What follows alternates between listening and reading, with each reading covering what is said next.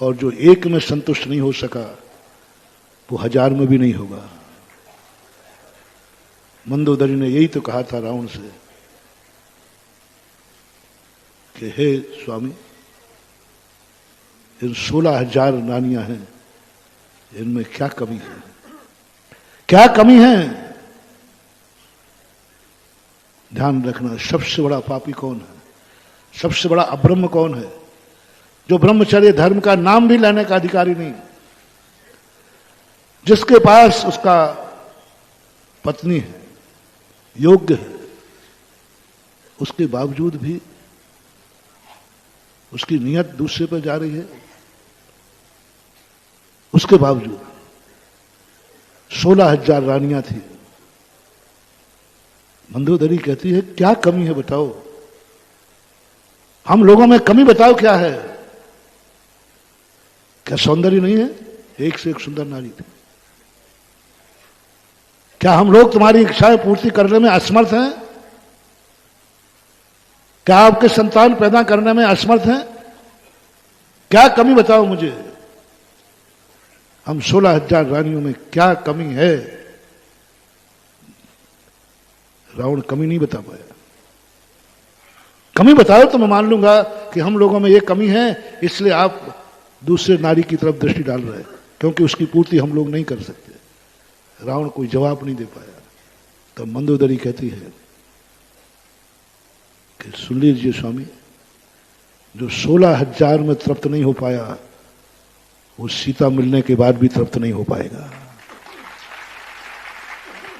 उसके बाद भी तुम्हारी वासना जगेगी, उसके बाद भी कहीं तुम्हारा मन जाएगा, उसके परिणाम भी तुम ठीक नहीं करोगे। और रावण का आज देखो उसी कारण से सब कुछ अहित होता है, क्योंकि उसके पास सब कुछ था फिर भी पर की तरफ भाग गया। आप लोग कम से कम ग्रस्त हैं, आपकी खुद भी पत्नी है, बैल मत बनो। 2 बैल होते हैं, दोनों बैलों को सुनना। एक बैल वो होता है जो उसके सामने घास डाल दो उसको खा लेता है। दूसरा बैल होता है वो अपनी घास को तो पैरों से रौंदता है, और दूसरे बैल की घास, किसान लोग, वो अपनी घास को तो खाता नहीं और दूसरे के बैल की घास को फिर उसके साथ किसान क्या करता है, उसके नाक में नकील डाल करके इतना टाइट कस देता है कि वो स्वयं की घास भी नहीं खा पाता है। स्वयं की घास नहीं खा पाता, क्योंकि स्वयं को भी डाली उसको भी डाली। स्वयं की घास को तो पैरों से रौंद रहा है, दूसरे की घास को खा रहा है।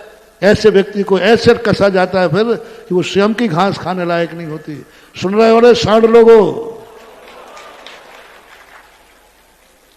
स्वयं के शादीशुदा हो, स्वयं विवाहित हो, स्वयं के पास घास है, उसको ना खा करके तुम दूसरे के सामने की डली हुई घास पर नियत खराब कर रहे हो। तो ये कर्म रूपी किसान तुम्हें ऐसी नकील डालेगा, ऐसी नकील डालेगा कि स्वयं की घास खाने लायक नहीं रखोगे, हिजड़ा बनोगे, नपुंसक, कोई भी काम के नहीं होगा।